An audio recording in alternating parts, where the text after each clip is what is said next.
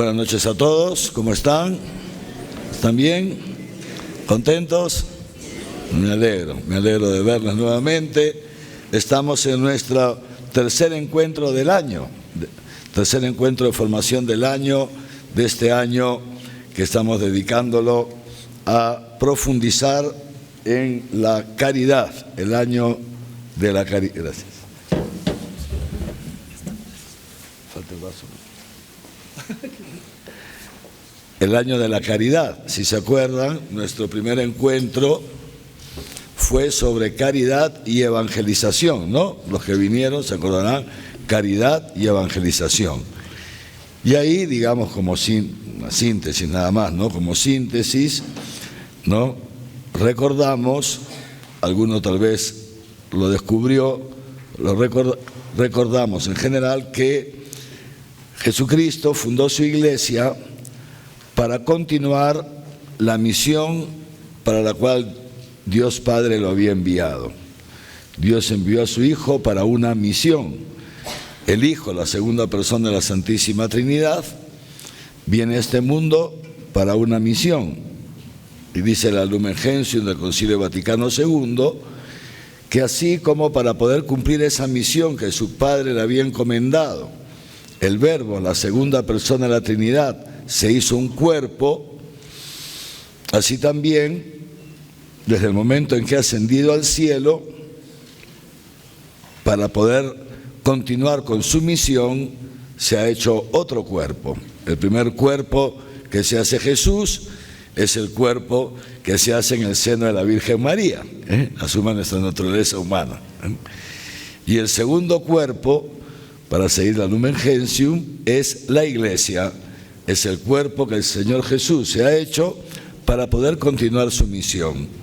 Esto hablábamos en nuestro primer encuentro del año. Y veíamos cuál ha sido la misión de Jesús y cómo la Iglesia continúa esa misión de Jesús. Y decíamos que la misión de Jesús ha sido anunciar y hacer presente el reino de los cielos. Eso es lo que se llama la evangelización. Evangelio significa buena noticia. Anunciar esta buena noticia y realizarla.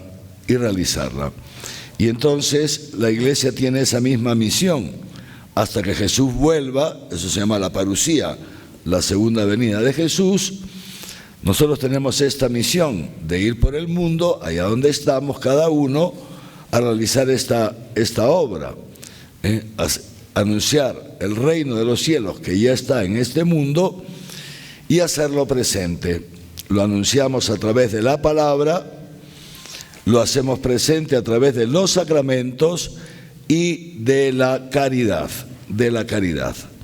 Decíamos entonces en ese primer encuentro, ¿no?, que la misión de la Iglesia, pensemos en una parroquia, en un movimiento, en una comunidad religiosa, donde queramos, en la vida de cada uno de nosotros, nuestra misión se desarrolla siempre, está llamada a desarrollarse siempre en esta triple vía: anunciar la palabra, celebrar los sacramentos y hacer presente el amor de Dios. Este amor de Dios estamos llamados a hacerlo presente cada uno en nuestra vida cotidiana y de modo orgánico, también a través de las parroquias, movimientos, en esta dimensión de la pastoral que se llama pastoral socio-caritativa.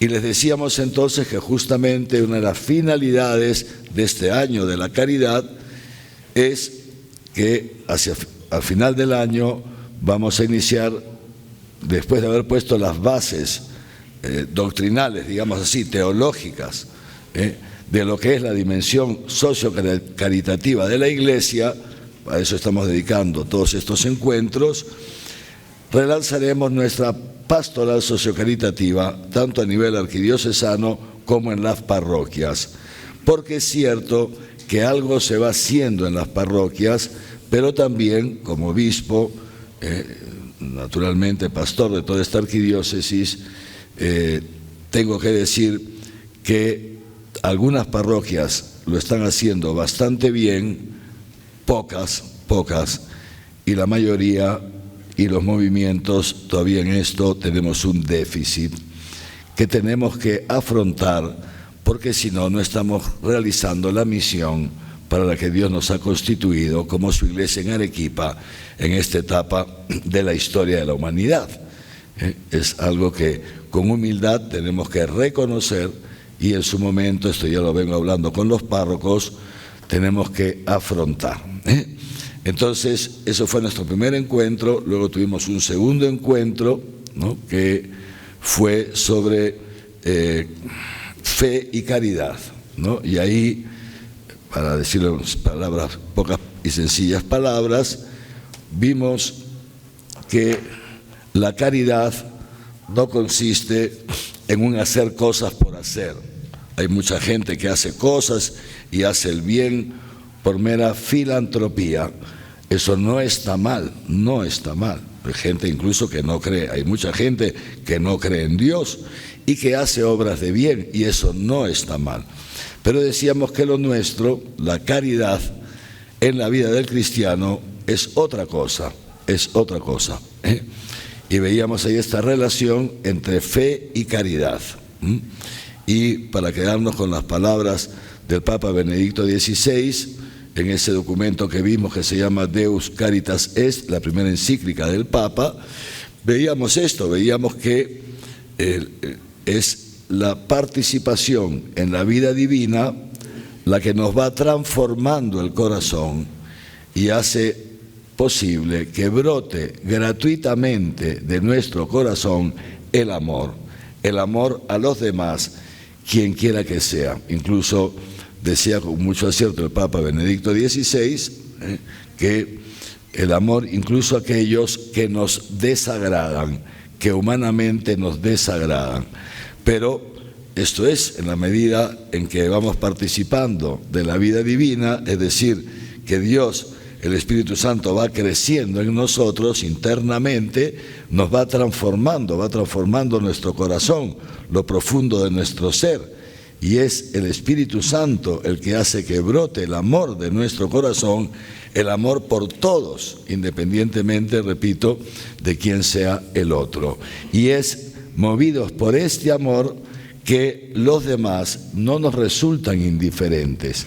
Y como dice el Concilio Vaticano II, el Laudato et Spes, uno de los documentos del Vaticano II, empieza justamente diciendo esto: los gozos y las esperanzas, pero también los sufrimientos, las tristezas de la gente, del mundo, son también gozos y esperanzas nuestros, son también sufrimientos, tristezas nuestras, porque nada de lo que es humano es indiferente para los cristianos. Esto es algo que solo tenemos en esta dimensión, me refiero, los cristianos, que lo que sucede en torno a nosotros no nos es indiferente. Y veíamos ahí, también siguiendo a San Juan Pablo II y al Papa Francisco, veíamos pues que justamente la diferencia entre lo que es el cristianismo y lo que puede ser una religión, ¿no? La diferencia es justamente esta, ¿no? Hay tantas religiones a través de las cuales el hombre se aliena, y podemos también, es un riesgo, convertir el cristianismo en una alienación. ¿Cómo sé yo si estoy viviendo el cristianismo en una alienación? Porque mi relación con Dios no impacta en mi relación con los demás. Yo voy a mi misa, voy a mi grupo parroquial, voy a mi movimiento, a mi comunidad, yo sigo siendo el centro, yo sigo siendo el centro. Me porto bien para irme al cielo, para que Dios no me castigue. El centro soy yo, el centro sigo siendo yo. Entonces, esto es una alienación, En la medida, en cambio, en que el Espíritu Santo va tomando posesión de nosotros, por eso el cristianismo es gratuito, porque el amor al otro, y dice Jesús en el Evangelio, ¿no? Dice, amen incluso a sus enemigos, ¿no es cierto? Porque si solamente aman a los que los aman, ¿en qué se diferencian de los paganos? Por eso, ¿se acuerdan? Hemos visto esto, el sermón de la montaña. Si alguno te pega en una mejilla, ponle la otra. Si alguno te quita lo que es tuyo, no se lo reclames. Estas son palabras de Jesús. Esto es el Evangelio, esto es el cristianismo, ¿no es cierto?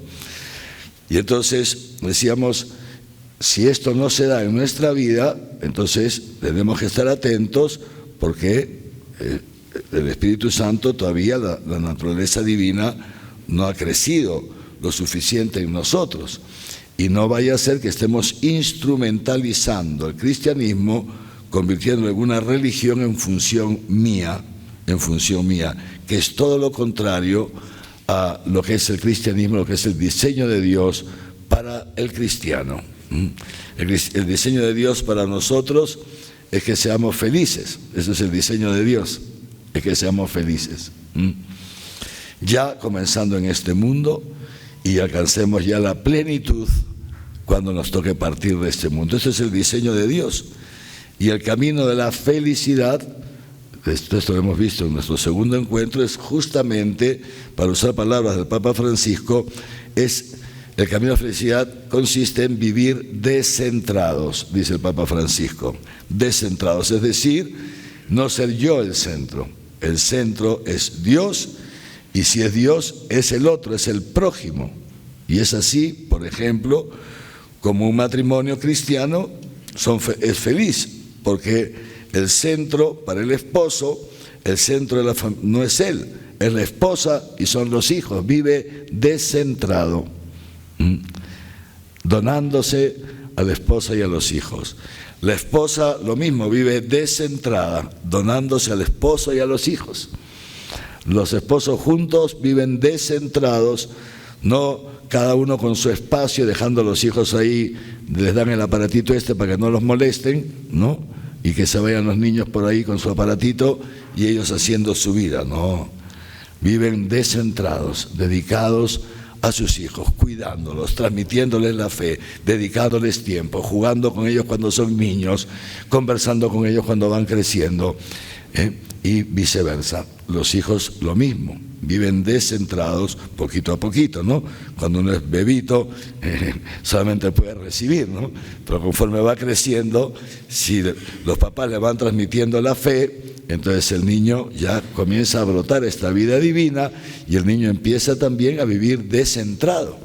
Quiere ayudar a la mamá en las cosas de la casa, quiere ayudar a los papás en no sé qué cosas, ¿me entienden? Y así van creciendo, etc. Entonces decíamos, y esto es la felicidad. Consiste en vivir descentrado. Pero decíamos también que esto no es producto del esfuerzo humano. Nuestra naturaleza humana, veíamos esto, está incapacitada para amar de esta manera.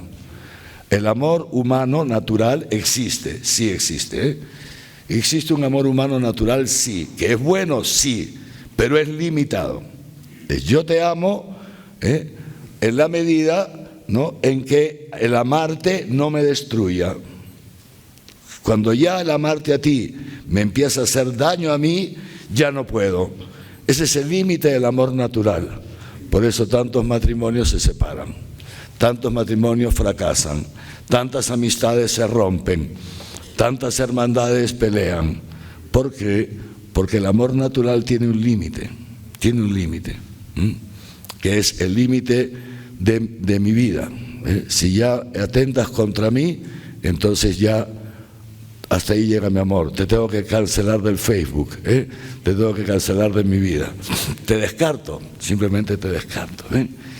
En cambio, Dios para nosotros tiene otra cosa. Esto es la novedad del cristianismo. La novedad del cristianismo es justamente esto. Fíjense, dice que en los primeros siglos, al ser cristiano, en los primeros siglos era un riesgo enorme, ¿no? Me imagino que todos lo saben, por las persecuciones del Imperio Romano. Cuando uno se hacía cristiano, corría el riesgo mínimo de que te confisquen todos tus bienes, y incluso podían matarte. De hecho, han muerto miles de hermanos nuestros en los primeros siglos por el simple hecho de ser cristianos, simplemente por ser cristianos, ¿no? Pero sin embargo, una cosa curiosa, pese a que las persecuciones aumentaban y los cristianos en el circo romano los echaban allá a las bestias, a los leones, y en las tribunas estaba el pueblo viendo cómo se los comían, cómo los destrozaban vivos, y el pueblo se reía y hacía fiestas y no sé qué, no sé cuántos. No obstante eso, fíjense que no era una excepción, estoy hablando de miles de hermanos nuestros en el Circo Máximo en Roma, miles, que no era una excepción. Pero no obstante eso, la iglesia crecía día a día. ¿Cómo puede ser posible? ¿Cómo se explican ustedes que con ese riesgo de perder la vida, yo me preguntaría, sería interesante preguntarnos, si hoy día se desatara una persecución contra la Iglesia Católica en el Perú, como se da en otros países, hoy día en la actualidad, ¿tú seguirías yendo a misa sabiendo que a la salida de la misa te pueden esperar para matarte, como está pasando en otros países ahora en nuestros días? ¿Seguiríamos yendo a misa? Si nada más con el COVID nos hemos metido todos en nuestras casas y en algunas parroquias está costando hacer que la gente vuelva porque ya se aburguesó y ya no quiere ir a la misa. Entonces, imagínate tú, tú irías a la misa, tú seguirías yendo a tu grupo, a tu movimiento, si cuando hay un poquito de tráfico y llueve ya dejas de ir, si ya en el verano te vas a la playa y te olvidas de tu movimiento, ya ni siquiera vas a misa el domingo, etcétera. Interesante esta pregunta. ¿Por qué en los primeros siglos la gente se hacía cristiana sabiendo que podían morir como murieron tantos? ¿Saben por qué? La tradición nos ha contado, llegado hasta nuestros días. Veían la comunidad cristiana y ¿saben lo que les llamaba la atención? Había una exclamación que ha resonado durante todos estos siglos: mírenlos cómo se aman. Esto es lo que les llamaba la atención. El amor entre los hermanos, el amor en la comunidad cristiana. No había ni ricos ni pobres, todos ponían en común sus bienes. Si había un hermano en necesidad, todos lo socorrían. Se daba este amor. ¿Y por qué ese amor atraía a la gente? ¿Saben por qué? Porque ese amor es Dios. Y Dios es atractivo. Dios atrae. Dios es atrayente. Atrae. Y por eso la gente se hacía cristiana aún sabiendo que iba a terminar tragada por los leones. Se hacían cristianos. Así creció la iglesia, queridos hermanos y hermanas. Pero repito, claro, esto humanamente es imposible. Esto es una obra del Espíritu Santo, es la vida divina en la medida que va creciendo en nosotros. Han sido nuestros dos primeros encuentros y hoy día comenzamos el tercero, que es un seminario. ¿Han visto? Les hemos dado su folder y todo, no se pueden quejar, un seminario, ¿no? Tienen todo ese programa. Este seminario que viene la tercera parte, fíjense, caridad y evangelización, uno, primer encuentro; segundo encuentro, fe y caridad; segundo encuentro; tercer encuentro, caridad y santidad. En estos días lo que vamos a ver es cómo la caridad no es un sentimiento vago, un sentimentalismo, sino como la caridad se refleja en la vida de las personas, en la santidad de las personas. Y vamos a verlo a través de una persona concreta, cercana a nosotros, que vivió un poquito más allá, en el monasterio de Santa Catalina. Vamos a ver la santidad actualizada en una mujercita, en una niña. Empezó como niña y terminó ya siendo una mujer de edad. Cómo Dios ha ido haciendo su obra con ella. Y estamos viendo la Beata, lo vamos a hacer a partir de la Beata. ¿Por qué? Decía, primero, porque es de las nuestras, es una de nosotros, arequipeña como nosotros. Primero, arequipeña como nosotros. Y segundo, porque es de ayer, vivió en el siglo XVI, y para el Señor 400 años no son nada, dice el Salmo, 1000 años son como un ayer que pasó, una vigilia nocturna. Por eso, fíjense ustedes, vamos al programa, ¿sí? Vamos a ir al programa todos, ¿sí?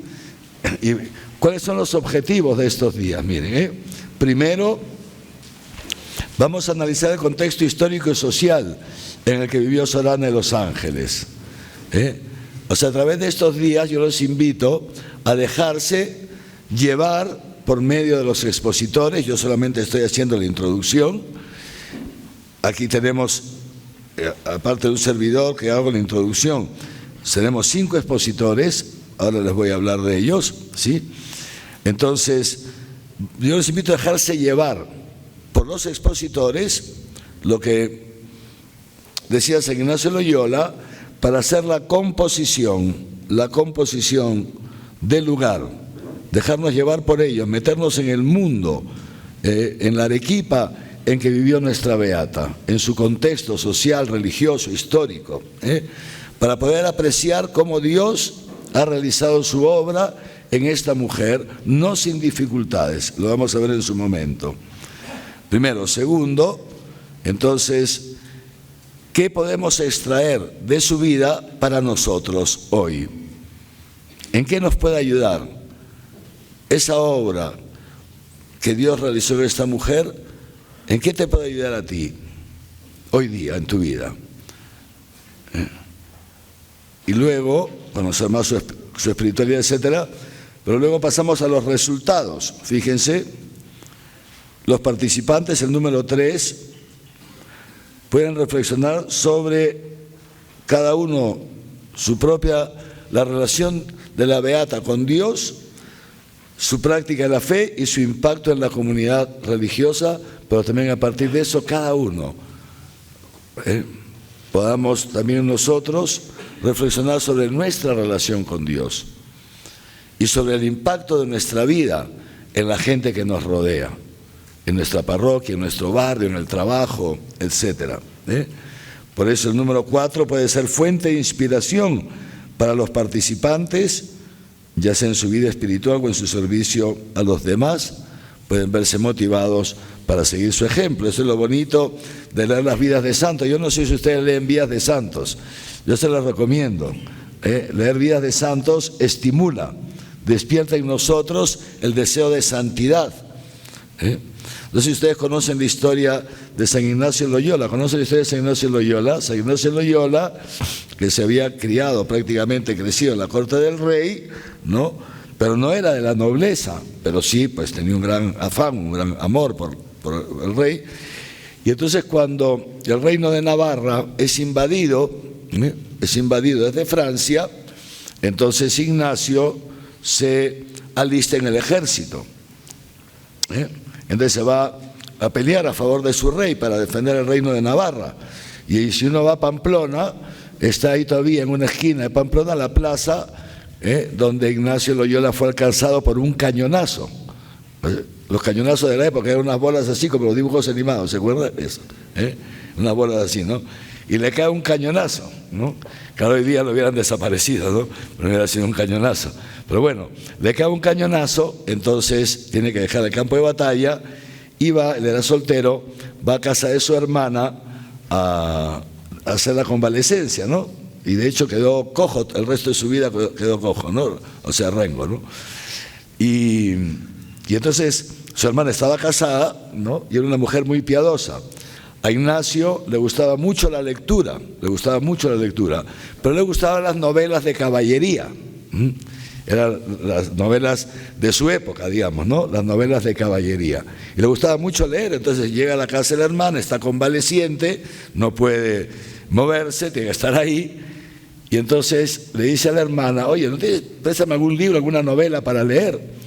Y la hermana solo tenía vidas de santos. Y entonces le presta sus libros. Ignacio se pone a leer la vida de San Francisco de Asís. Y empieza a experimentar una cosa, que en sus tiempos libres, cuando él recordaba las novelas de caballería, recordaba sus andadas, digamos así, sus andanzas nocturnas o lo que fuera, ¿no?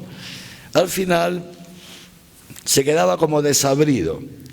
Pero en cambio cuando leía la vida de San Francisco y pensaba en la obra que Dios estaba, en cambio terminaba contento. Y así Ignacio empieza a descubrir una cosa muy importante, lo que se llama el discernimiento de espíritus. Pero a lo que voy es a otra cosa. En este proceso, ¿no?, se empieza a inflamar su corazón al ver la obra que Dios había hecho en San Francisco de Asís, ¿no? Conocen la vida de San Francisco de Asís, la conocen, ¿no? Y entonces, como San Francisco de Asís, también que era un muchachito, bastante movido, por cierto, bastante movido, era bastante movido, y Dios en un momento lo toca, le toca la gracia de Dios y lo transforma en un gran santo, ¿no? Bueno, entonces se va a quedar impactado, ¿no? En un momento, fíjense lo que piensa Ignacio: si Dios lo ha hecho con Francisco, ¿por qué no lo puede hacer con Ignacio? Si es el mismo Dios omnipotente. Esto es lo bonito de leer las vidas de santos.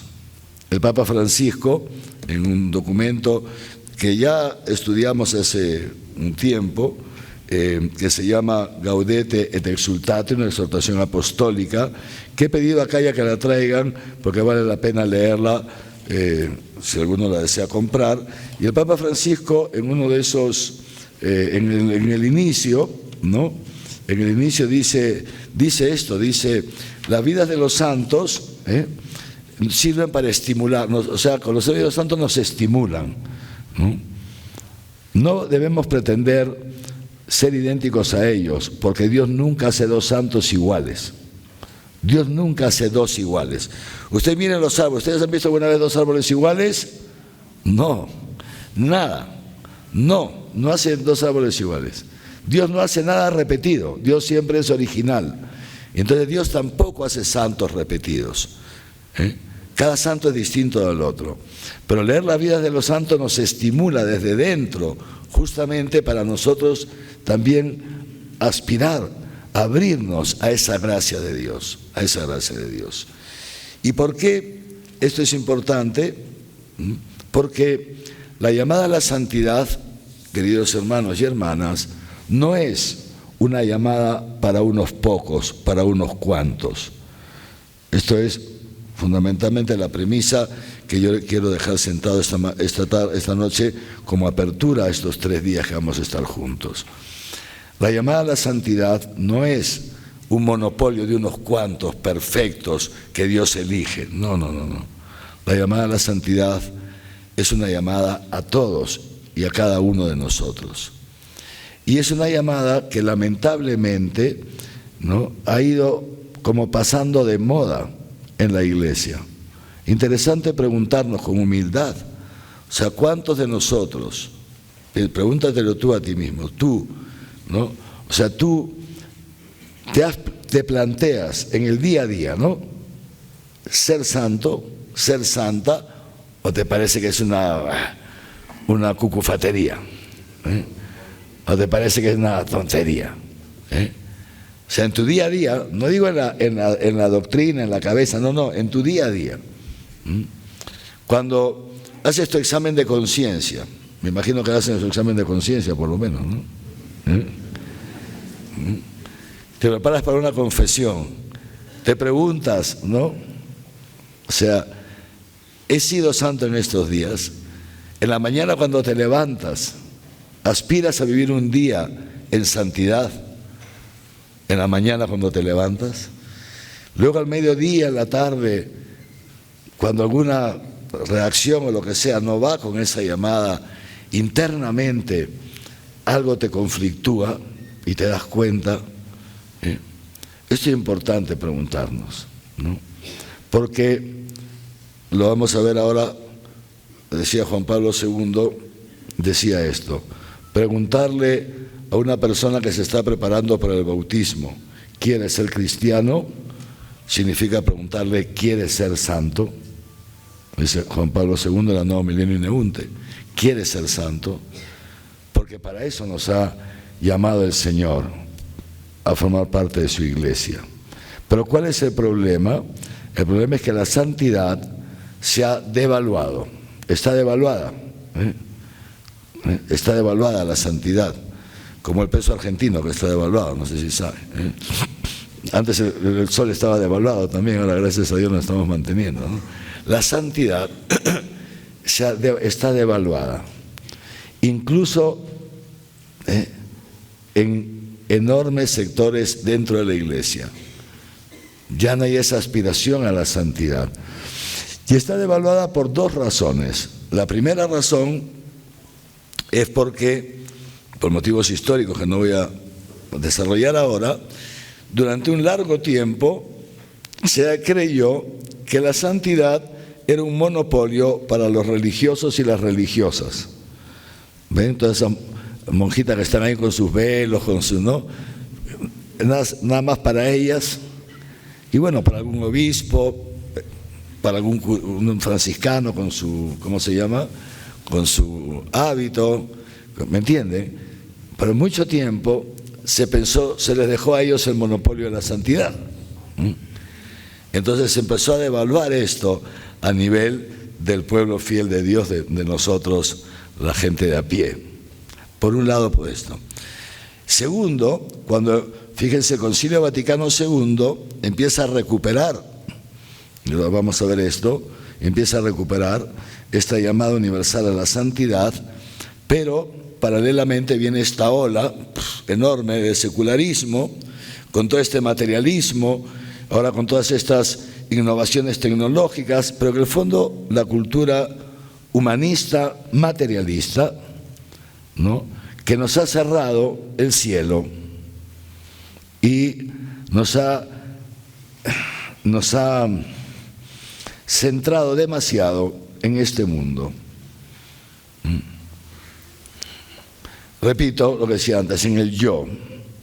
Entonces, la santidad ha ido como perdiendo atractivo porque nos han hecho creer que los santos son, pues, eso, gente piadosona, ¿no?, que están ahí, pues, golpeándose el pecho, eso no es para mí, o lo que fuera, etcétera, etcétera, ¿no?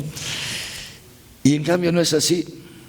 La llamada a la santidad es una llamada antigua de parte de Dios, es lo que Dios siempre ha querido para su pueblo. Si ustedes van al libro de Levítico, y yo con esto quiero ir terminando, si ustedes van al libro de Levítico, ya encontrarán ahí esta frase, el capítulo 7, sean santos porque yo, su Dios, soy santo.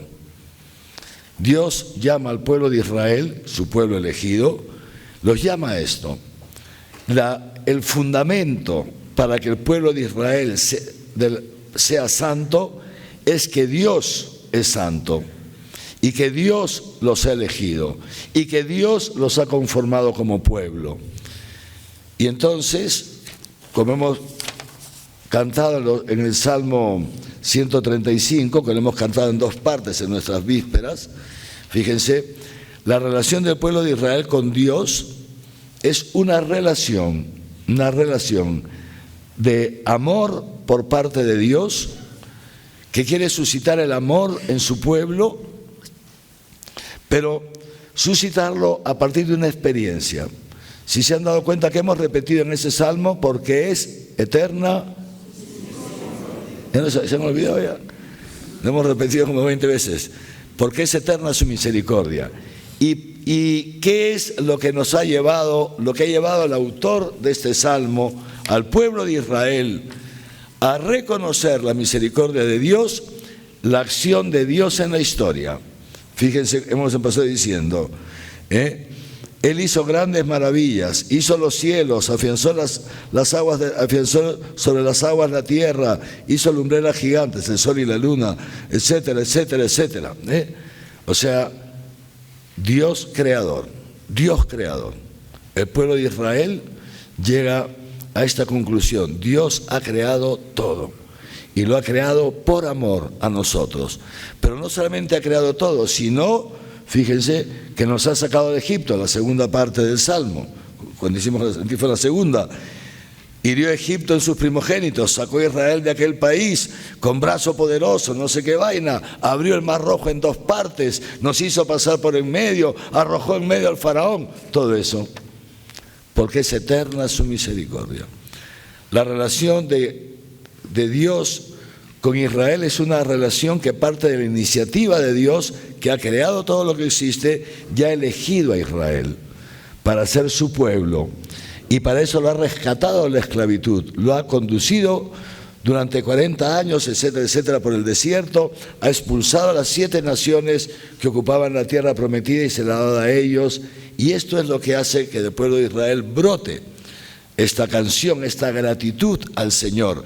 Y es con ese fundamento, a partir de ese fundamento de las obras que Dios ha hecho por su pueblo, que Dios le dice al pueblo: sean santos como yo soy santo. Pero claro, el pueblo de Israel no puede ser santo, porque no basta que Dios desee que nosotros seamos santos. El pueblo de Israel experimenta a lo largo de los siglos su incapacidad para ser santos como Dios, entonces procuran santificarse a través del cumplimiento de unos preceptos sencillos, que de alguna manera les recordaban que ellos eran un pueblo distinto a todas las naciones. Y entonces ahí vienen todos los 365 preceptos o más que tiene el pueblo de Israel, y que hasta hoy día, si uno va a Tierra Santa, se encontrará, por ejemplo, cómo hay lo que se llaman los judíos ortodoxos, que siguen llevando el Shema, como se dice, atado en sus manos, aquí no sé cuántos, el Shema, ¿no? Porque dice Dios al pueblo de Israel, ¿no? El Señor es nuestro Dios, el Señor es uno. Escucha, Israel, llevarás esto atado en tus manos, y hasta hoy día lo llevan atado en sus manos. Aquí y aquí, no sé dónde, etcétera. Fíjense, entonces, y una serie de cosas más. No pueden comer no sé, algunas partes de los animales, no pueden mezclar la leche con no sé qué cosa, un montón de cosas. Entonces, esos preceptos que a nosotros nos podrían parecer, no digo ridículos, pero sí nos puede llamar la atención, porque no comprendemos la mentalidad del pueblo de Israel, que de esta manera trata de recordarse a sí mismo que son un pueblo distinto a todas las naciones, que son el pueblo elegido de Dios. Pero fíjense, pasan los siglos, viene Jesucristo, el Mesías, que el pueblo de Israel estaba esperando, y vino a los suyos, dice Juan, y los suyos no lo reconocieron, pero los que le reconocieron, les dio el poder de ser hechos hijos de Dios, de la misma naturaleza que el Padre. Eso es el cristiano. Y de ahí viene lo que hemos cantado con la tercera antífona. Cojan su hojita verde y lo vamos a ver ahí. Fíjense la diferencia entre el pueblo de Israel y la iglesia. El pueblo de Israel bendice a Dios, y lo hace con toda razón, porque ha creado todo lo que existe. Bendice a Dios porque los ha sacado de Egipto, los ha introducido en la tierra prometida, y quieren ser ellos, digamos así, portarse bien. No vamos a negar su rectitud de intención. Luego que hay una clase, que luego es la clase sacerdotal, los dirigentes religiosos y otros que se corrompen, bueno, es parte de la historia. Pero el pueblo como pueblo. Pero fíjense ustedes, ¿qué es lo que hace San Pablo? ¿Qué hacemos los cristianos? Miren, lo mismo el cántico. Ha empezado bendiciendo a Dios, bendiciendo a Dios. Bendito sea Dios. ¿Pero por qué bendecimos a Dios? ¿Por qué lo bendecimos? Porque Él nos ha bendecido a nosotros. Igual que al pueblo de Israel, sí. Pero algo más. Nos ha bendecido en la persona de Cristo, porque nos eligió antes de crear el mundo para que fuéramos consagrados, irreprochables ante Él por el amor.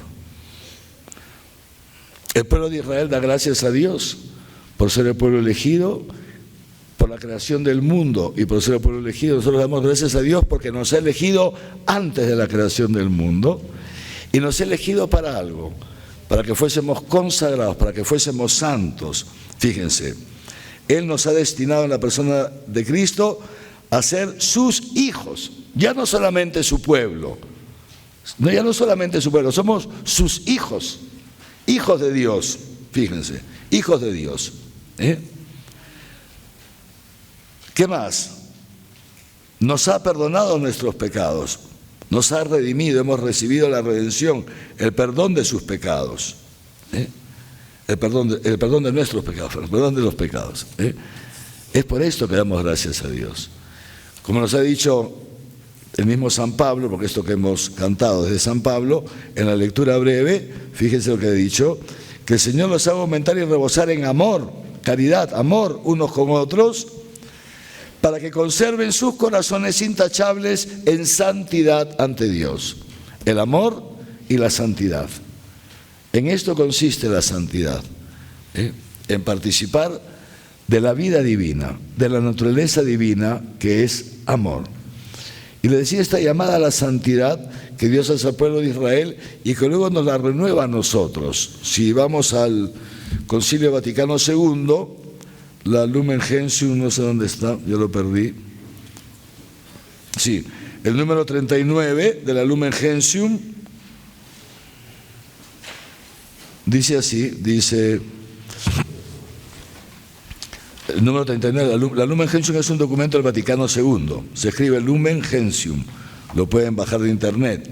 El número 39, hacia la mitad dice así: por ello en la Iglesia todos, lo mismo quienes pertenecen a la jerarquía, o sea, el Papa, los cardenales, los obispos, etcétera, que los sacerdotes, que los apacentados por ella, o sea, los fieles, dice así, todos están llamados a la santidad, a la santidad. Porque conforme aquello del apóstol, esta es la voluntad de Dios, vuestra santificación. Es una cita de la primera carta del apóstol San Pablo a los tesalonicenses, 4,3, y también lo dice en la carta a los Efesios 1,4. O sea, esta es la voluntad de Dios para todos nosotros, los cristianos, nuestra santificación. Dios desea hacernos santos. Él, la santidad, y eso lo vamos a ver, por eso yo quería poner este telón de fondo para estos días, ¿no? Porque no es que nuestra beata se ha hecho santa a sí misma, no. La santidad es una obra de Dios, que pasa por nuestra libertad, que requiere nuestra respuesta, nuestra apertura a la gracia, pero es una obra de Dios. Y esto es lo que quiero que veamos estos días, cómo Dios fue obrando en esta mujer. Esta santidad, dice así, sigue diciendo este número Lumen Gentium, se manifiesta y sin cesar debe manifestarse en los frutos de gracia que el Espíritu produce en los fieles, estos frutos que son el amor. Y esto fue el Vaticano II, Lumen Gentium, 1965, nos recordaba esto, que todos estamos llamados a ser santos, como dice Jesús en el Evangelio, ¿no? Y como dice Jesús, sean perfectos, como vuestro Padre Celestial es perfecto, que hace salir el sol sobre buenos y malos, y manda la lluvia sobre justos e injustos. Dios no hace acepción de personas. Esa es la perfección en el amor que hablamos hace un momento. Y, para terminar ya, el Papa San Juan Pablo II, empezando el tercer milenio, ¿no? En el año 2000 sacó una carta apostólica muy bonita que si no la han leído, les recomiendo que la lean. Es como el testamento pastoral de San Juan Pablo II. Él ya estaba mayor, estaba muy enfermo, sabía que se moría dentro de poco, se murió efectivamente pocos años después, y nos deja este legado. ¿Y qué es lo que nos dice Juan Pablo II entrando al tercer milenio? Fíjense, dice, al empezar el tercer milenio, nos invita a toda la Iglesia a recomenzar desde Cristo. Dice, tenemos que recomenzar desde Cristo, ¿no? Y ahí, en el capítulo, no me acuerdo el capítulo es, a ver si lo encuentro aquí, capítulo 2, habla así de la santidad. Dice así, fíjense, en primer lugar, no dudo en decir que la perspectiva en la que debe situarse el camino pastoral de la Iglesia, de nosotros, en este tercer milenio, es el de la santidad, Y dice así, conviene descubrir en todo su valor el capítulo 5 de la Constitución Lumen Gentium sobre la iglesia dedicada a la vocación universal a la santidad. Les acabo de leer un parrafito de eso, etcétera, etcétera. Y dice, muy bien, y entonces dice, pero ¿cómo hacer? ¿Acaso se puede programar la santidad? Podemos programar la santidad, y entonces él nos va, y aquí es en el número 31, donde dice esto que les he dicho antes. Preguntar a un catecúmeno es una persona que se está preparando para recibir el bautismo, ¿no? ¿Quiere recibir el bautismo? Significa preguntarle, ¿quiere ser santo? Porque ser cristiano significa ser santo. Y eso es lo que quisiera que el Señor nos ayude a despertar en nosotros estos días, este anhelo de santidad. Repito, no como una obra fruto de nuestros puños, no. Por eso es muy importante venir los 3 días, porque vamos a poder ver a través de la Beata cómo es que Dios santifica a una persona. ¿Cómo es que Dios te puede santificar a ti? No mandándote al monasterio de Santa Catalina, no, a lo mejor alguna chica se anima y siempre hay un sitiecito, pero vamos a ir más profundo que eso. ¿Cómo la gracia de Dios puede ir transformando lo profundo de nuestro ser? Porque, queridos hermanos y hermanas, dice el Papa Francisco, que si no nos planteamos seriamente ser santos, estamos desperdiciando nuestra vida. Y humildemente les digo, es algo que yo descubrí ya hace varias décadas. Aspirar a algo menos de la santidad es menospreciarte.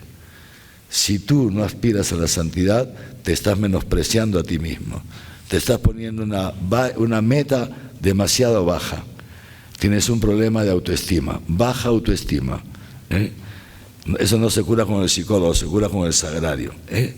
Pero atento.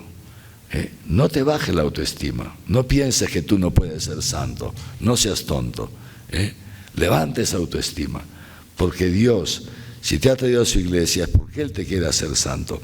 Y entonces, y ya terminamos, si Dios quiere, con esto, porque tenemos que pasar a la segunda parte. Entonces fíjense ustedes, el Papa Francisco, el Papa Juan Pablo II nos da en este documento, que les recomiendo que lo lean, nos da como unas pautas, ¿no? Y dice, lo primero que tenemos que hacer es recuperar la primacía de la gracia, o sea, la primacía de la acción de Dios en nosotros. Recuperar la primacía de la acción de Dios en nosotros, la primacía de la gracia. Y para eso hace falta, dice Juan Pablo II, intimidad con el Señor. Oración, en lugar de ver tantas novelas, tantas cochinadas que algunos ven, oración, visita al Santísimo, lección divina, esto, intimidad con el Señor, una vida recurrir a los sacramentos, la confesión frecuente, la misa, comulgar, recibir el cuerpo de Cristo que nos va transformando en Él. Son algunas de las pautas que da San Juan Pablo II. Pero bien, yo quería solamente como introducir, dar el telón de fondo para estos 3 días, y ahora vamos a pasar a la segunda parte, que es una conferencia del profesor Dante Segarra. Ya tienen ustedes aquí atrás quiénes son los conferencistas, ¿no es cierto?, con algún pequeño dato de cada uno. El profesor Dante Segarra, a quien saludamos desde aquí, no está presente esta noche porque no está bien de salud, pero está su hijo con nosotros. Va a leer en la conferencia que ha preparado su papá. Desde aquí lo saludamos y le agradecemos. El profesor Dante Segarra es el arequipeño que más ha estudiado, investigado la vida de la Beata Solana de los Ángeles, ¿no? Es realmente el más conocedor de la vida de la Beata, junto seguramente con la Madre Roselvira, a quien también saludamos, y a todas las monjas del monasterio de Santa Catalina que nos están acompañando de modo virtual. Este seminario lo hemos preparado junto con la Madre Roselvira, con la priora, y en realidad bastante iniciativa le ha correspondido a ella en esto, ¿no? Y desde el año pasado, si no me equivoco, ya me venía hablando de este tema y decía, sí, lo vamos a hacer, pero espérese un poquito, porque yo quería meterlo aquí en el año de la caridad, ¿no? Entonces saludamos también a Madre Elvira, que seguramente, junto con el profesor Dante Segarra, ha investigado muchísimo, ¿no? Entonces, su hijo nos va a leer su conferencia, lo saludamos y le agradecemos desde aquí. Y nada más entonces, pues recibimos, ¿cómo se llama usted? A Cristian, el hijo del profesor Andrés Segarra, lo recibimos con un fuerte aplauso. Aplaudimos a su papá desde aquí. Gracias.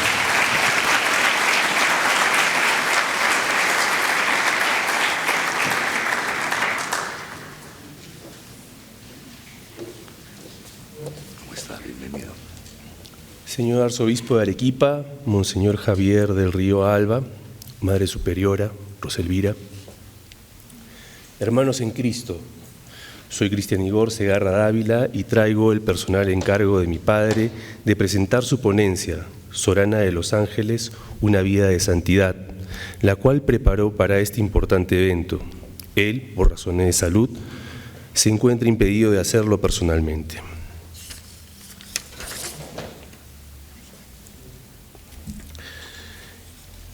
El pasado 19 de julio se han cumplido 337 años desde que se inició el proceso de la causa de beatificación y canonización de la hoy beata Ana de los Ángeles Monteagudo. En esa fecha, el obispo Antonio de León dio licencia para que las religiosas del monasterio de Santa Catalina, encabezadas por su priora madre María de San Joseph, nombraran a los procuradores que en nombre del convento intervinieran en el desarrollo del proceso informativo, primer paso destinado a elevar a los altares a la Madre Ana de los Ángeles. Y dentro de 2 días, el 26 de julio, recordaremos el 421 aniversario del nacimiento de esta venerable religiosa Catalina. La presencia de ella en la mente, el corazón y hasta en el habla de los arequipeños sigue vigente, a pesar del tiempo transcurrido, de las circunstancias surgidas en ese lapso, de los cambios sociales, económicos, tecnológicos ocurridos. Y es pues por mucho la mujer más importante de la vida e historia de Arequipa, su ciudad natal. Su trascendencia es innegable. Y ante tal acontecimiento quisiera responder 2 preguntas en esta ponencia. La primera, ¿quién es Ana de los Ángeles Monteagudo? La segunda, ¿qué mensaje nos trae a nosotros seres del siglo XXI, siglo en que estamos viviendo el auge del relativismo y por lo tanto la santidad pareciera no ser prioritaria, como ya lo afirmara un obispo alemán?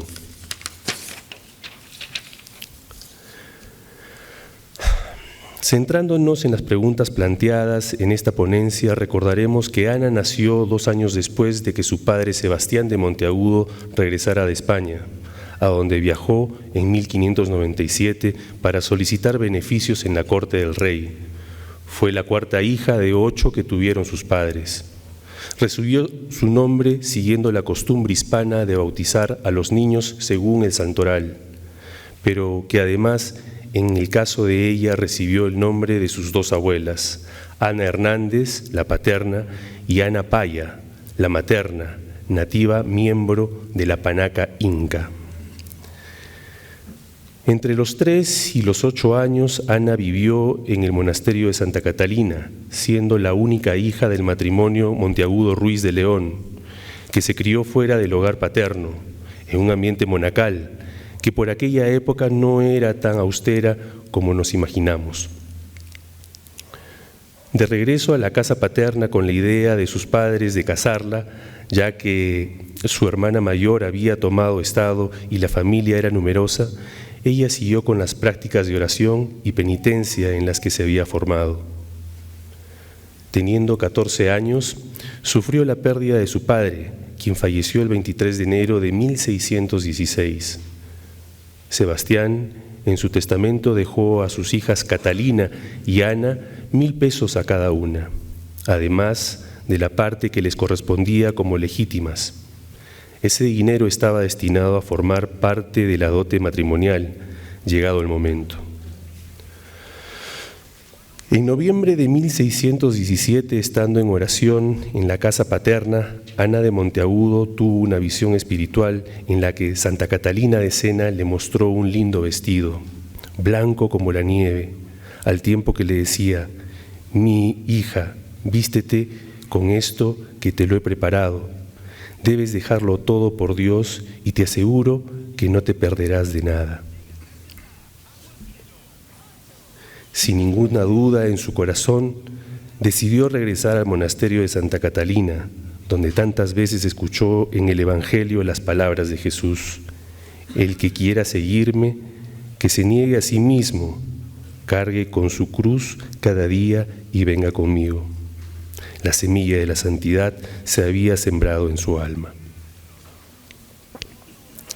Siendo de noche y sin conocer las calles de la ciudad, recibió el auxilio de un niño que la condujo al monasterio, que aún mantenía las puertas abiertas. Encargó al niño que informara a su madre dónde ella se encontraba. En el monasterio fue recibida por la monja portera y Ana se dirigió a la celda de la religiosa que la había criado. Le pidió un hábito viejo y con él se vistió. Doña Francisca Ruiz de León, su madre, enterada de la decisión de su hija, fue al monasterio. Su intención era convencer a Ana de que abandonara el convento.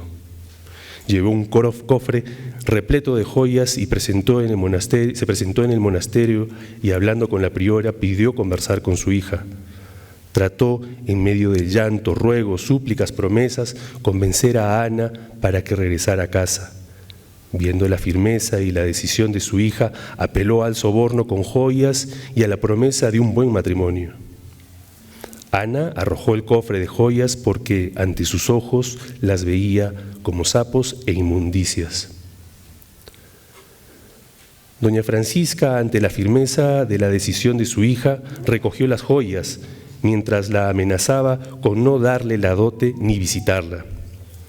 Pero Ana tenía inscrito en su corazón las palabras de Jesús recogidas en el Evangelio de Mateo: el que ama a padre o madre más que a mí, no es digno de mí.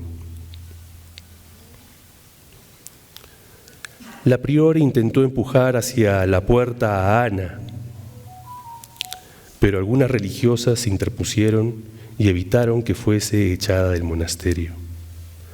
Pasada la primera prueba de su vocación, comenzó su año de noviciado, viviendo de la caridad de otras religiosas, vistiendo con hábitos viejos y zapatos que desechaban sus hermanas de religión. Su humildad se puso a prueba. Ella, una descendiente de un español fundador de Arequipa y de una dama de la nobleza inca, vivía de la caridad. Obediente, respondía con presteza a cualquier trabajo que le dieran, sin presentar objeción. Así, en una oportunidad, el sacristán le encargó darle un mensaje a la madre sacristana.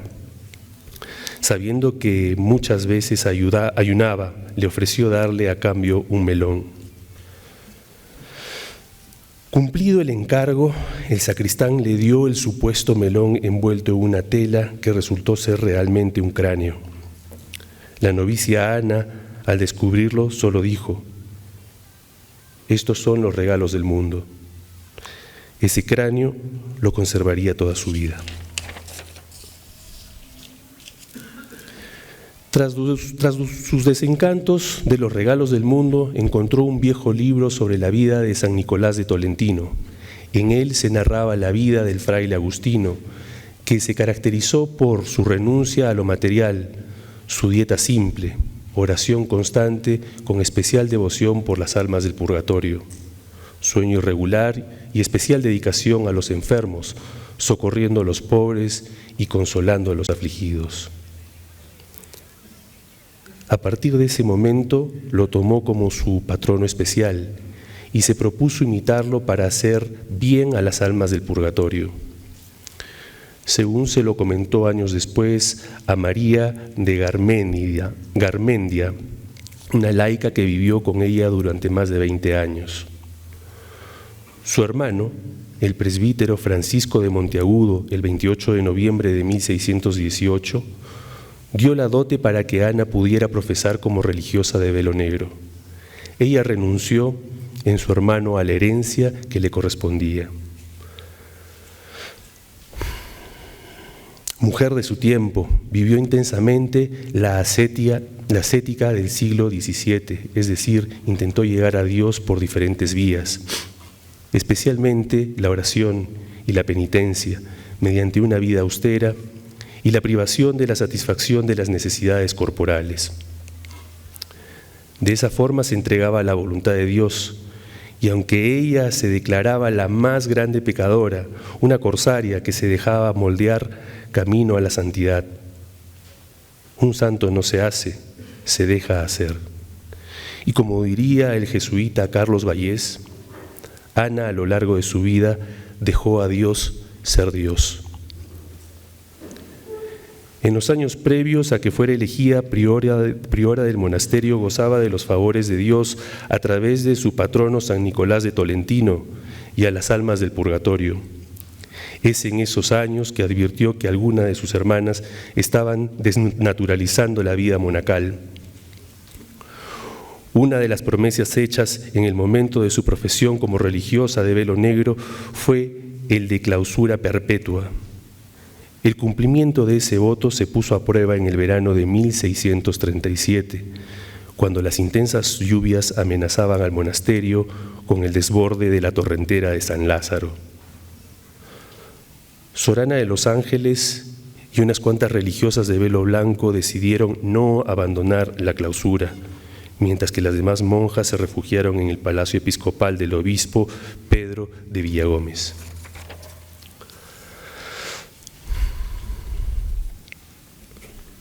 Luego, Sor Ana desempeñó con mucho esmero el cargo de sacristana, encargándose personal y piadosamente del lavado de los corporales desde el día en que vio gotas de sangre en uno de ellos que había sido utilizado para limpiar el cáliz en la consagración de la Eucaristía.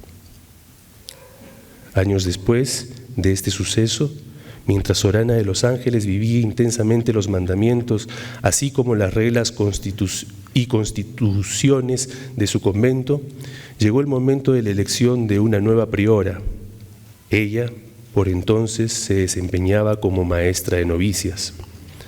Para sorpresa de muchas religiosas, el capítulo eligió como priora a una religiosa siliente, humilde, sin fortuna y que decía tener algunas visiones. Su elección también sorprendió a Ana de los Ángeles, que sabiéndose no apta para el cargo, no lo aceptó de inmediato. Tomó las llaves del convento y las puso al pie del crucifijo, y en su oración pedía que la carga de gobernar la llevase otra religiosa, porque ella no tenía ni la fuerza ni la capacidad para ello. Lo mismo pensaban varias monjas que se burlaban diciendo: miren esa priora que hemos elegido, que no puede ni hablar ni leer, ¿cómo firmará cuando sea necesario? Mientras tanto, en medio de profunda oración, Sor Ana de los Ángeles sintió una voz que le dijo: toma las llaves y gobierna, que yo te ayudaré y te daré la capacidad y la fuerza que necesitas. Ella, que siempre se fió de Dios sin dudar, tomó las llaves decidida a cumplir con el encargo. Esa misma noche, su tío Santo Tomás de Villanueva, en una visión, le indicó las deficiencias que debía remediar y le advirtió que como priora tendría que dar cuenta a Dios de las ovejas que había puesto bajo su custodia. A estos hechos prodigiosos se sumó la presencia de las almas del purgatorio, quienes llevaron al monasterio todos los elementos necesarios para el ágape que tradicionalmente ofrecía la priora electa a su comunidad. La pobreza de Sor Ana de los Ángeles se hizo patente al recibir prestadas algunas prendas de vestir para la ceremonia de la toma de posesión del priorato. Sor Ana María de los Ángeles Tapia, Sor Marta de Jesús y Sor María Ceballos la socorrieron. Al final de su vida, Sor Ana de los Ángeles también fue revestida con un hábito prestado, pues el suyo lo hizo entregar como limosna. Luego de pedir ayuda a la providencia, sorprendió a su comunidad con su discurso inaugural. Ella, que habitualmente no platicaba, sino que por la mera necesidad y con pocas palabras, se extendió hablando con propiedad y profundidad sobre la caridad, mandamiento nuevo que nos dio Jesús. Comenzó a gobernar y encontró muchas cosas para reformar. Sin perder tiempo, recordó a sus hermanas que debían observar la decencia por su estatus y condición. Ante la actitud de un sector de religiosas rebeldes, no tuvo otra opción que imponer su autoridad. Así, ingresó a las celdas, recogió todos los vestidos que no correspondían a la vida religiosa, los hábitos con adornos, los libros, novelas, nada edificantes, los llevó a un horno y los quemó. Las afectadas, con la medida, decían que porque ella era pobre y se vestía como un alma en pena, quería que todas fueran así. Por esos días el obispo Pedro de Ortega dispuso la reforma del monasterio, ya que se había enterado de los extremos de relajación que se vivía en el monasterio. Las medidas adoptadas por la priora Sorana de Los Ángeles generan en las religiosas afectadas una sed de venganza. El mal espíritu las condujo a la intención de causarle la muerte mediante el uso de veneno. Hasta en 3 oportunidades le intentaron envenenar, pero la providencia evitó que se consumara ese mal propósito. En otra ocasión, mientras dormía, las complotadas rodearon con piedras la cama de Sorana de Los Ángeles. La intención era de tapiarla. Ella en sus sueños reconoció de tal intención y de quiénes lo habían hecho. La noticia llegó a oídos del obispo, quien de inmediato fue al monasterio y preguntó a la sierva de Dios si conocía quién había cometido tal acto. Las conspiradoras, en son de burla, decían entre ellas: esta que dice que tiene revelaciones, a ver si sabe quién trató de tapiarla.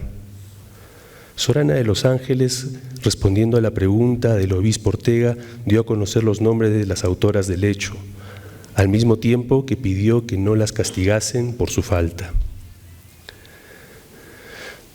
Las intenciones de dañar la imagen de la priora no cesaron, la calumniaron, hasta la acusaron de no alimentar a las religiosas. Esa y todas las inculpaciones quedaron desmentidas.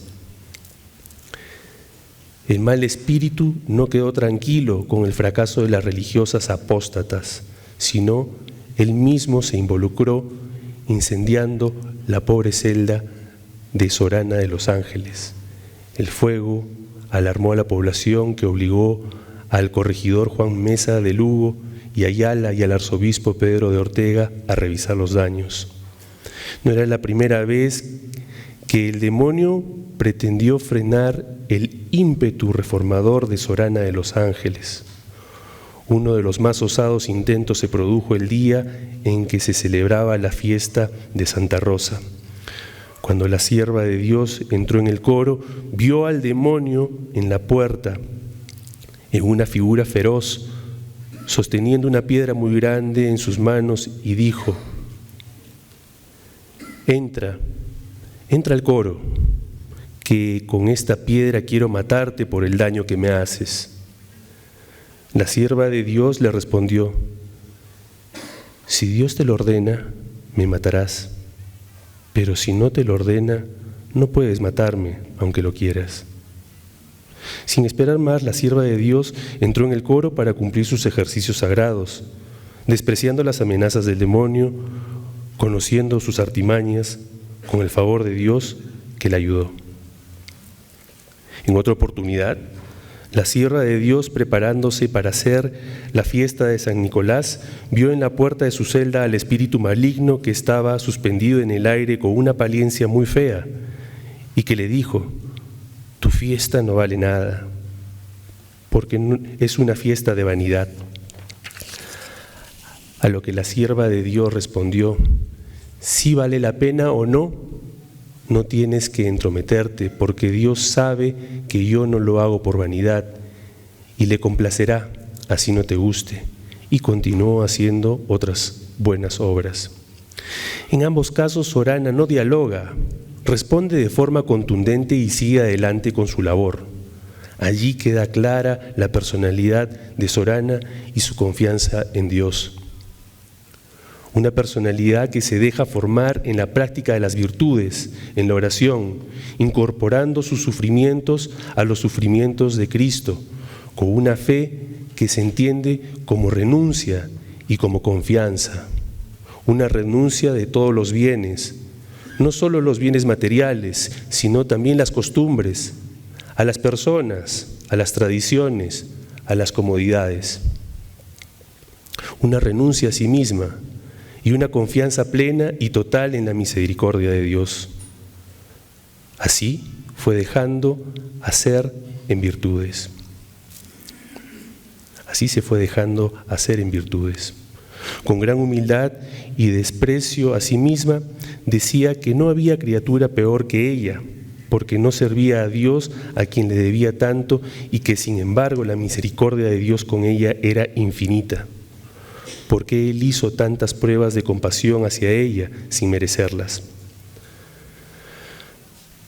En efecto, durante su vida, las 68 predicciones, vaticinios o profecías que se cumplieron estrictamente, aún bajo las amenazas de ser enviada a la Inquisición, así como los prodigios probados con la mediación de San Nicolás de Tolentino o las almas del purgatorio, le crearon una fama que nunca deseó y que además la afligió. Atenta a las necesidades de su prójimo, dentro y fuera del monasterio, vivió la caridad como un encuentro mismo con Cristo. Por ello, no escatimó ningún sacrificio personal para aliviar las necesidades de los pobres. Más de una vez, quienes vivían con ella le dijeron que debía pensar primero en remediar sus necesidades que la de los otros. Sorana de los Ángeles les contestaba que guardasen silencio, que Dios no les haría faltar nada y que entonces lo daría por el Señor. Bastaba que alguien le pidiera alguna ayuda por amor a Dios para que ella hiciera lo imposible por ayudar al necesitado, incluso entregando su propia ropa o sus alimentos. Sin duda alguna, fueron las almas del purgatorio quienes recibieron más de los beneficios de su caridad, caridad que se extendió hasta el último día de su vida, en que destinó el estipendio de 1 peso de a 8 para la misa por el alma de una mujer indígena. Cada 10 de septiembre, fiesta de San Nicolás de Tolentino, y durante los 8 días siguientes, Sorana de los Ángeles entregaba el estipendio para la celebración de decenas de misas por las almas del purgatorio. Ella, una monja pobre, organizaba la fiesta de su patrono, gracias a las donaciones que recibía sin gastarlos en otro fin. No bastaba con asumir los gastos de la fiesta ni disponer la celebración de misas por las almas del purgatorio, sino que participaba en todas ellas. Lo hacía con profundo fervor, meditando en los santos misterios de Dios Trino y Uno, en su ser infinitamente perfecto y los beneficios de nuestra creación y redención.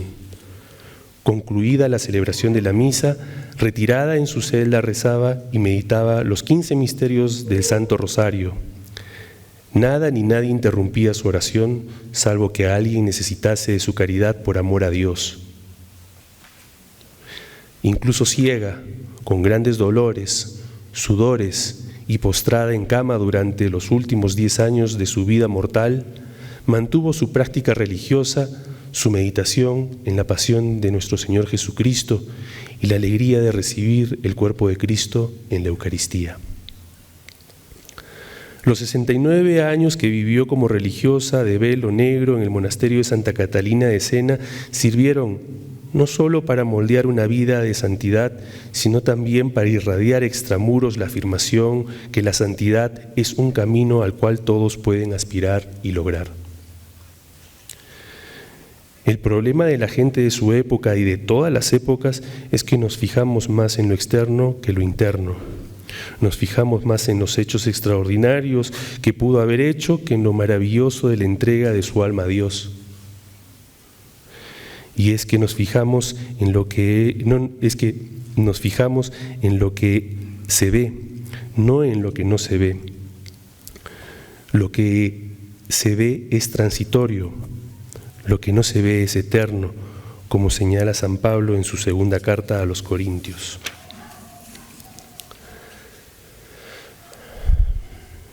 Santo es sinónimo de bienaventurado, dichoso, feliz.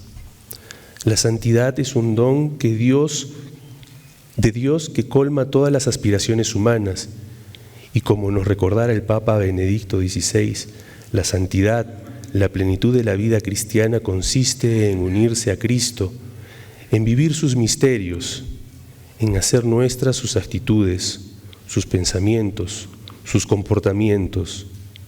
La santidad se mide por la estatura que Cristo alcanza en nosotros, por el grado como la fuerza del Espíritu Santo moldeamos toda nuestra vida según la suya.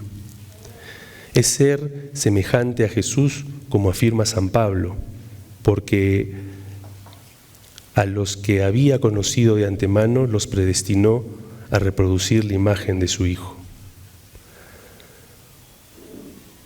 Observando a la distancia de los siglos, la vida de hoy, beata Sorana de los Ángeles Monteagudo responde a lo afirmado por el Papa Francisco, que la santidad no es un programa de esfuerzos y de renuncias, es ante todo la experiencia de ser amado por Dios, de recibir gratuitamente su amor, su misericordia. Ella, que se sabía pecadora, sentía en su vida la misericordia de Dios y así lo proclamó en innumerables oportunidades. Así lo explicó a las personas que vivieron con ellas al enseñarle las verdades de nuestra fe. Y también a las personas que desde el mundo exterior buscaron su consuelo y su consejo, convirtiéndose de esa forma en luz en medio de sus vidas. Durante su vida, Sorana de los Ángeles Monteagudo vivió lo que en el Evangelio de San Mateo Jesús reseña lo que viene a ser el protocolo sobre el cual seremos juzgados, porque tuve hambre y me disteis de comer, tuve sed y me disteis de beber, fui forastero y me hospedasteis, estuve desnudo y me vestisteis, enfermo y me visitasteis, en la cárcel y vinisteis a verme. Por todo ello, podemos afirmar con viva alegría que la beata Ana de los Ángeles Monteagudo es un modelo de vida para todos nosotros, seres del siglo XXI. Su vida es un testamento para quienes intentamos acercarnos a la misericordia de Dios. Es un testamento, es un testimonio de esperanza porque se fió de Dios.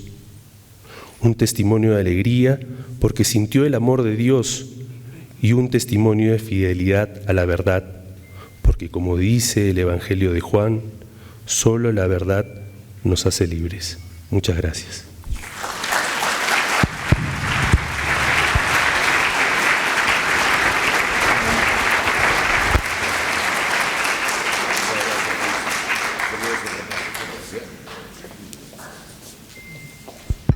Muy bien, agradecemos al señor Cristian Segarra y a su papá, el profesor Dante Segarra, que nos ha preparado esta ponencia, a través de la cual nos ha ido introduciendo. Hemos visto una semblanza de la vida de Sorana.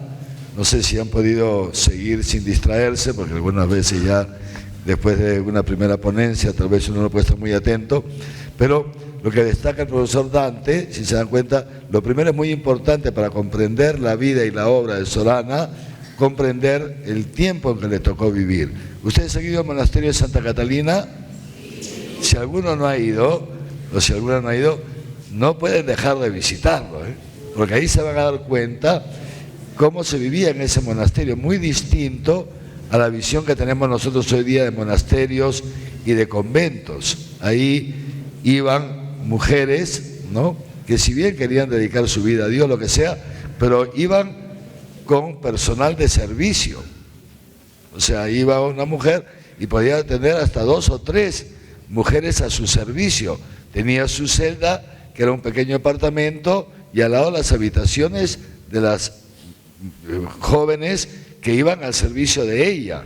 Y entonces iba gente de mucho dinero, iba gente de mucho dinero, y para poder profesar, y ya la vida religiosa, hacer la profesión, ¿no?, había que dar una dote, ¿no? Ella no tenía, una cosa impresionante, ¿no? Ella, como ya he dicho el profesor Dante, una niña, una muchachita de una familia, digamos así, de abolengo, importante, ¿no? Pero, claro, ella renuncia a todo, por seguir a Jesús, ¿no? Entonces se escapa de su casa una noche, ¿se han dado cuenta, no? Se escapa de su casa, porque sus papás la habían entregado de pequeñita, la habían entregado, como hacían otras familias, a las monjas para que le den una primera educación, pero después de unos años vuelve a la casa, ¿no? Y luego ella quiere ser monja, la mamá no quiere, entonces se escapa. Interesante, ¿no? La mamá va detrás. Bueno, no voy a repetir todo lo tan interesante que han dicho, pero sí quería destacar esto. Fíjense, cosa tan bonita, ¿no? Y entonces ella va sin nada, y fíjense ese extremo de pobreza, y aún siendo pobre, lo que le regalaban ella se lo daba a los pobres. 1, 2, fíjense la oración por las almas del purgatorio, eso le decíamos en antes, ¿no? O sea, en la medida en que la vida divina va creciendo en nosotros, nos sensibilizamos respecto a los demás. Fíjense el nivel de santidad para ser sensible hasta por las almas del purgatorio, que sin tener plata, las limonas que le regalaban, ella las usaba para mandar a hacer misa por ellos, y rezaba mucho por las almas del purgatorio. Y otra cosa muy importante, los pobres, daba todo a los pobres, y otra cosa muy importante, y es que venía mucha gente a pedirle consejo, y ahí venían también autoridades, gente de dinero, mucha gente, y ella los atendía a todos por igual. Pero en fin, muy bien. Entonces, y sabía combatir con el demonio también, como han visto, ¿no? Muy importante esto, yo tomo algunas notas aquí, quisiera que nos la grabemos. A mí una que, hay 3, 4 que me ha gustado mucho es esto: un santo no se hace, sino que se deja hacer. Ajá, la beata supo dejarse hacer. Vamos a pedirle al Señor y a la Virgen también que nosotros nos dejemos hacer, ¿no? Y también esto de Benedicto XVI, la santidad consiste en unirse a Cristo, etcétera, etcétera. Y lo de Benedicto y de Francisco, la santidad no es un programa de esfuerzos ni de renuncias. Si nos damos cuenta, la santidad es otra cosa. Pues bien, mañana seguiremos, no falten, mañana seguiremos, vamos a seguir profundizando, va a ir saliendo la beata ante nosotros como esta obra de Dios. Yo, para terminar, quería leer esto que les dije antes. El documento del Papa Francisco se llama Gaudete et Exsultate, Gaudete et Exsultate. El número 11 dice así: no se trata de desalentarse cuando uno contempla modelos de santidad que le parecen inalcanzables. A veces a la beata, no se trata de desalentarse. Son testimonios útiles para estimularnos y motivarnos, pero no para que tratemos de copiarlos, porque esto podría alejarnos del camino único y diferente que el Señor tiene para nosotros. Dios no hace 2 santos iguales. Lo que interesa es que cada creyente, al contemplar la santidad de Dios en personas concretas, también cada uno de nosotros discierna su propio camino, ayudado por Dios, y saque a la luz lo mejor de sí, aquello tan propio y personal que Dios ha puesto en él, y no que se desgaste intentando imitar algo que no ha sido pensado para él. O sea, que no se trata que ahora vayas y te escapes de tu casa, ¿no es cierto? No se trata de eso, ¿no? Pero bueno, si alguno lo siente de Dios, también se puede escapar, Muy bien, Entonces, No se trata de imitar, todos estamos llamados a ser testigos del amor de Dios, pero existen muchas formas de dar este testimonio, Muy bien, así que, ¿les ha gustado? Sí, bendito sea Dios, damos gracias a Dios que es tan bueno. Y ahora, siempre les digo esto, no sé si les pasa a ustedes, yo cuando, por ejemplo, escucho, leo, rezo, ahora escuchando, ¿no?, esta ponencia tan bonita, pensaba en la Beata, cosas que ya sé porque he leído, conozco la vida de la Beata, que es tan bella, pero de todas maneras volver a escucharla, es como que brota dentro de uno, les pasa también a ustedes, ¿no? Estos deseos de santidad, deseos de bondad, deseos de alegría, de misericordia. ¿Les pasa eso a ustedes también? ¿Sí o no? ¿No? Sí, ¿no? Es esto. Entonces, ¿qué hacemos con esto? ¿Saben lo que hacemos? Pero siempre me gusta terminar así. Vamos, todos estos deseos que son inspiraciones del Espíritu Santo, es el Espíritu actuando en nuestro corazón, entonces los ponemos a los pies de nuestra mamita, de la Virgen. ¿Qué les parece? Ella, como me dio todas las gracias, voy a decirle a la Virgen María que nos conceda, que sea mayor a estas gracias, el deseo de santidad que todos tenemos, que Dios ha puesto en nosotros, y que contemplando la vida de la Beata y escuchando tantas cosas, pues como que se actualizan, ¿no? Como se actualiza. Entonces terminamos.